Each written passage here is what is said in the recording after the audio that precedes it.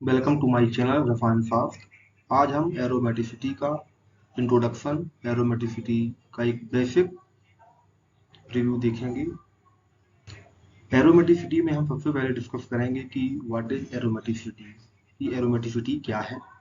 दूसरा टॉपिक इसका रहेगा कि rules to deal with aromaticity, कि कौन कौन से रूल्स हैं जिसके थ्रू हम बता पाएंगे कि कौन सा कंपाउंड एरोमेटिक है या वो नॉन एरोमेटिक है या फिर वो एंटी एरोमेटिक है।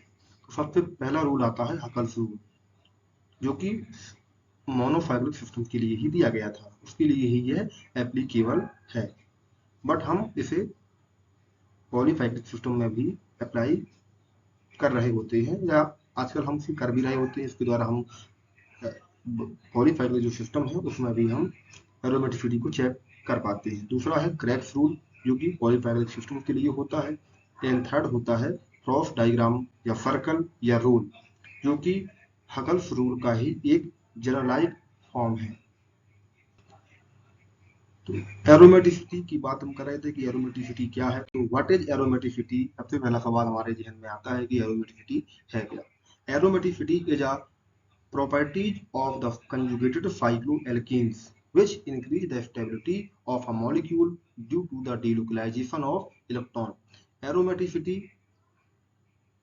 किसी भी कंपाउंड की, कोई कंपाउंड अगर कंजुगेटेड है, कंजुगेटेड साइक्लोएल्कीन्स है, तो उसकी प्रॉपर्टी होती है एरोमेटिसिटी से जो स्टेबिलिटी ऑफ मॉलिक्यूल्स है, कंपाउंड है, वो इंक्रीज होती है, क्योंकि उसमें डीलोकलाइजेशन हो रहा होता है। कंजुगेशन की वजह से डीलोकलाइजेशन हो रहा होता है, डीलोकलाइजेशन हो रहा होता है, और डीलोकलाइजेशन की वजह से कंपाउंड की या होल कंपाउंड की एनर्जी होती है डिक्रीज हो जाती है। एनर्जी डिक्रीज होने की वजह से स्टेबिलिटी इंक्रीज होती है। फॉर एग्जांपल बेंजीन हो गया, जैसे नेफ्थलीन हो गया, एंथ्रासीन हो गया, ये सभी की सभी एरोमेटिक कंपाउंड होते हैं और स्टेबल होते हैं।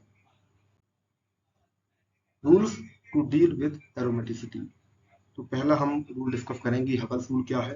तो हकल्स रूल हमने पहले बता चुके हैं कि हकल्स रूल सिर्फ मोनोसाइक्लिक सिस्टम के लिए ही एप्लीकेबल होता है।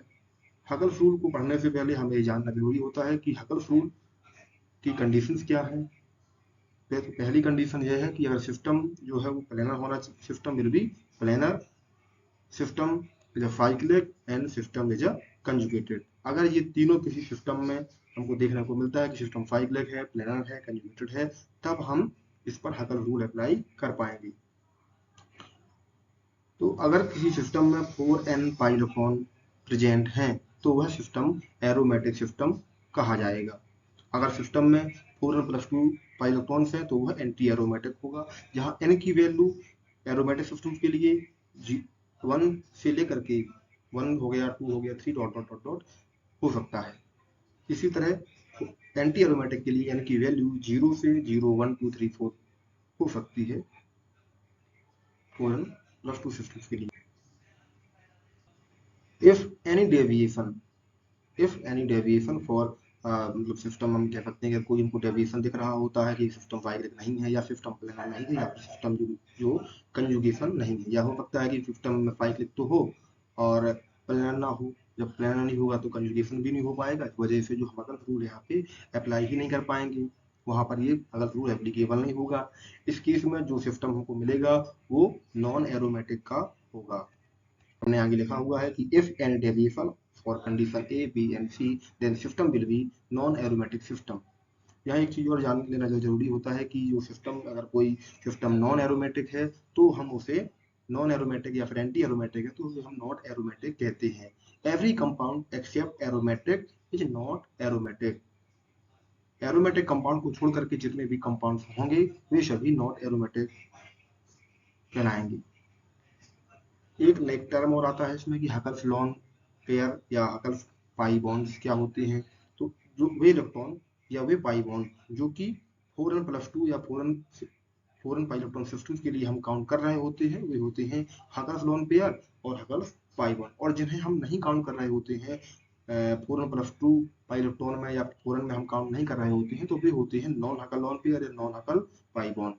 हकल्स रूल के कुछ एग्जांपल हम देखेंगे। जैसे पहला एग्जांपल देख रहे हैं अपन, तो यहाँ इलेक्ट्रॉन काउंट करेंगे तो यहाँ तो सिर्फ 2 ही इलेक्ट्रॉन है। सबसे पहले हम यहाँ चेक करेंगे कि सिस्टम साइक्लिक है कि नहीं है। तो सिस्टम साइक्लिक तो है। क्या सिस्टम प्लेनर है? सिस्टम प्लेनर भी है,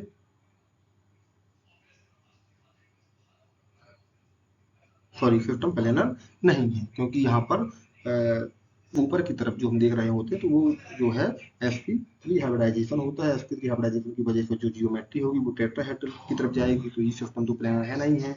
और 2 इलेक्ट्रॉन सिस्टम दिख रहा है ये तो ये तो नॉन एरोमेटिक की तरफ जाएगा। दूसरा एग्जांपल अगर हम देखें तो यहाँ पर ये सिस्टम साइक्लिक भी है, प्लेनर भी है, और कंजुगेशन अगर हम देखें इसमें तो कंजुगेशन भी दिख रहा है। इसलिए ये सिस्टम 4n सिस्टम की 4n सिस्टम होगा। इस वजह से ये सिस्टम क्या होगा, system will B anti aromatic. तीसरा एग्जांपल साइक्लोपेंटाडाइइन लिखा हुआ है, तो ये सिस्टम साइक्लिक तो है लेकिन प्लेनर नहीं है। और इसमें जो कंजुगेशन भी हम देख रहे होते हैं तो कंजुगेशन तो हमको दिख रहा है, कंजुगेशन तो है, लेकिन ये सिस्टम जो है वो प्लेनर तो है नहीं। प्लेनर ना होने की वजह से ये सिस्टम जो है वो नॉन एरोमेटिक की तरफ जाएगा। एंड थर्ड सिस्टम बेंजीन बना हुआ है। बेंजीन रिंग देखते हैं तो benzene ring 6 pi electron system देखने को मिलते हैं। सिस्टम प्लेनर भी है, कंजुगेटेड भी है, तो ये सिस्टम एरोमेटिक होगा, एरोमेटिक सिस्टम कहलाएगा। इसी तरह और भी एग्जांपल हम देखते हैं तो ये बेंजीन रिंग है, ये नेफ्थलीन है और ये एंथ्रासीन, तीनों एग्जांपल ये रखे हैं। तो बेंजीन के केस में हम देखते हैं जो इलेक्ट्रॉन्स है वो 6 pi electron and 6 pi electrons देखने को मिलते हैं। ये सिस्टम 4n+2 को फॉलो कर रहा हो तो इसलिए ये एरोमेटिक है। नेफ्थलीन के केस में 10 पाई इलेक्ट्रॉन सिस्टम है, 10 पाई इलेक्ट्रॉन सिस्टम है, तो यह सिस्टम भी 4n+2 सिस्टम है, ये भी एरोमेटिक होगा। इसी तरह से एंथ्रासीन की अगर हम बात करें तो ये इस सिस्टम में 14 पाई इलेक्ट्रॉन्स हमको देखने को मिलते हैं, तो ये सिस्टम भी 4n+2 सिस्टम के को फॉलो कर रहा होता है, 4n+2 को फॉलो कर रहा होता है, और इसलिए ये एरोमेटिक होगा, ये एरोमेटिक कंपाउंड्स कहलाएंगे। इसी तरह और भी एग्जांपल दे रखे कि हमने कहा कि 2 पाई इलेक्ट्रॉन सिस्टम है, 2 पाई इलेक्ट्रॉन सिस्टम हमको दिख रहा है, ये जो ट्राइंगल दिख रहा है उसके ऊपर पॉजिटिव चार्ज रखा हुआ है, तो ये 2 पाई इलेक्ट्रॉन सिस्टम है। कंजुगेशन भी दिख रहा है, तो ये एरोमेटिक कंपाउंड होगा।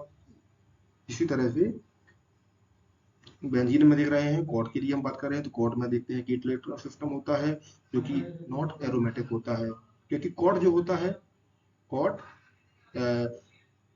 दिख रहा है प्लेनर पर भी प्लेनर नहीं होता है, ये टफ शेप की जियोमेट्री को अडॉप्ट कर रहा होता है, ये नॉन प्लेनर होता है, इसलिए यह नॉन एरोमेटिक होगा।